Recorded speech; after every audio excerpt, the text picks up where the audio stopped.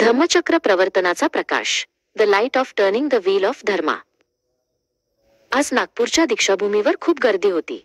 लहानगी अंजली तिच्या आजोबांचा हात धरून चालत होती.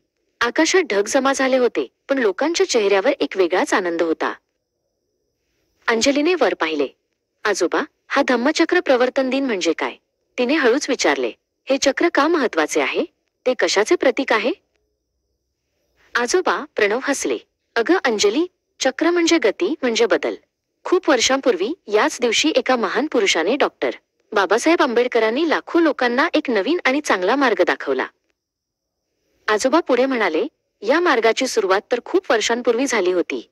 भारतावर राज्य करणाऱ्या एका महान सम्राटाने, ज्याचे नाव अशोक होते, त्यानेच हे धम्मचक्र जगाला दिले.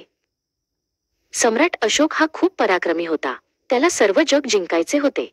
कलिंग नावाच्या राज्यात त्याने मोठे युद्ध केले, पण त्या युद्धात झालेले रक्तपात आणि दुःख पाहून त्याचे मन पूर्णपणे बदलले. अशोकाने ठरवले, आता मी तलवार नाही, तर शांतता आणि प्रेमाचा मार्ग स्वीकारेन. त्याने लोकांना चांगले वागायला, एकमेकांना मदत करायला आणि कोणालाही न दुखवायला शिकवले. त्यानंतर अशोकाने बुद्धांचा धम्म स्वीकारला. धम्म म्हणजे चांगले आचरण, समता आणि करुणा. त्याने बुद्धांच्या शिकवणुकीचा प्रसार दूरदूरच्या देशांमध्ये केला.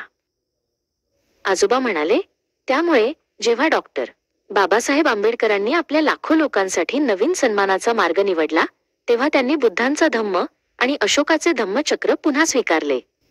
अंजलीने डोळे मोठे केले. म्हणजे जसे सम्राटाने युद्ध सोडून शांतीचा मार्ग निवडला, तसेच बाबासाहेबांनीही आपल्या लोकांना अंधारातून प्रकाशाकडे आणले.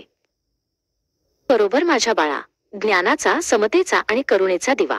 आता आपणही लोकांना प्रेम आणि मदत करण्याचा संकल्प करूया. आजोबांनी अंजलीच्या डोक्यावर हात ठेवला. त्या दोघांनी एकत्र हसून त्या प्रकाशाच्या मार्गावर पुढे प्रवास सुरू केला.